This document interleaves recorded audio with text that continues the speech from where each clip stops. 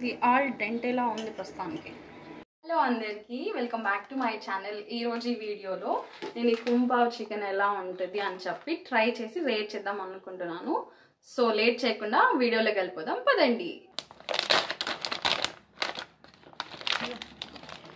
So మనకి ఇందులో ఏమేమి ఇచ్చారంటే ఇది నూడిల్స్ ప్యాకెట్. ఎంత తక్కువ ఉంది నూడిల్స్.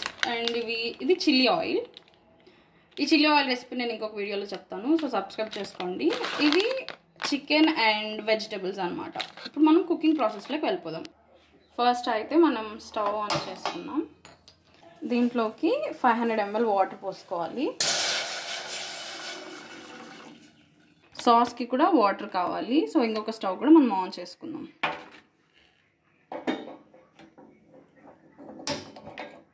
వావ్, 200 ml వాటర్ పోసాను.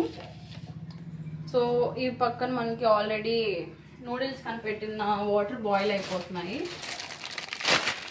వావ్, కలర్ చాలా బాగుంది. బాయిల్ అవుతున్నాయి కదా, మనం నూడిల్స్ వేసేద్దాం. సో ఇప్పుడు వెజిటబుల్స్ అండ్ చికెన్ సాస్ ఉన్న ప్యాకెట్ని ఓపెన్ చేద్దాం. ఇప్పుడు ఇది సాస్ ప్యాన్లోకి వేసేద్దాం. సో చికెన్ అన్నీ ఉన్నాయి, చూద్దాం ఎలా ఉంటుందో.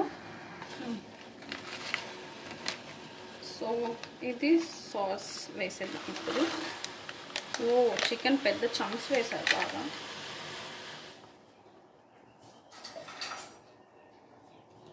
సాస్ని ఇప్పుడు కొంచెం అలా మిక్స్ చేసి పెడదాం.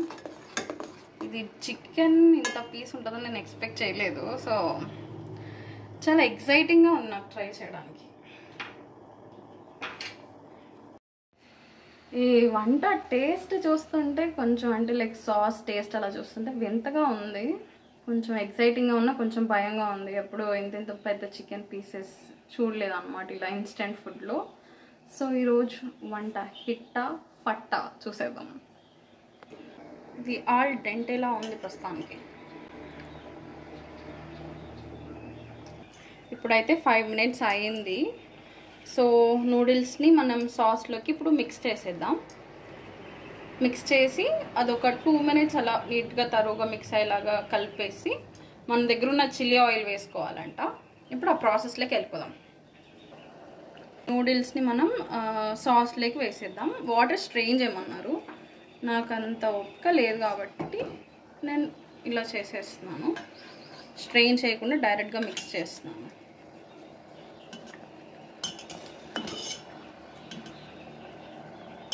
ఇది నిపుణుల పర్యవేక్షణలో జరుగుతుంది, మీరైతే నీట్గా స్ట్రెయిన్ చేసుకోండి.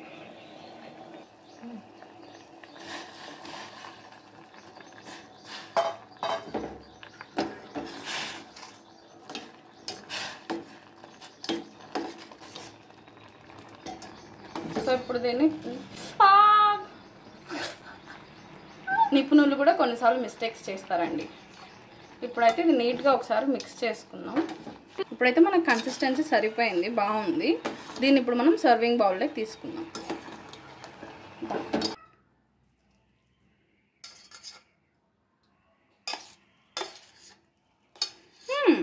Smell is different. I am not liking the smell.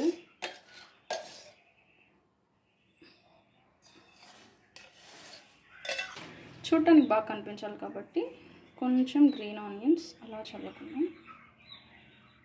ఇప్పుడు మనకి లాస్ట్ స్టెప్ ఒకటి మిగిలింది అనమాట, అది చిల్లీ ఆయిల్ డ్రిజిల్ చేయడం. So this is chilli oil.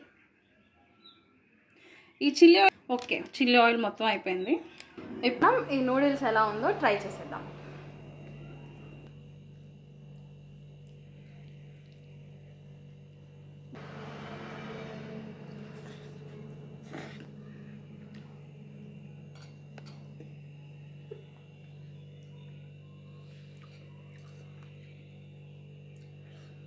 అంటే అవుట్ ఆఫ్ 10 ఒక 6 or 7 or 8 ఇవ్వచ్చు దీనికి.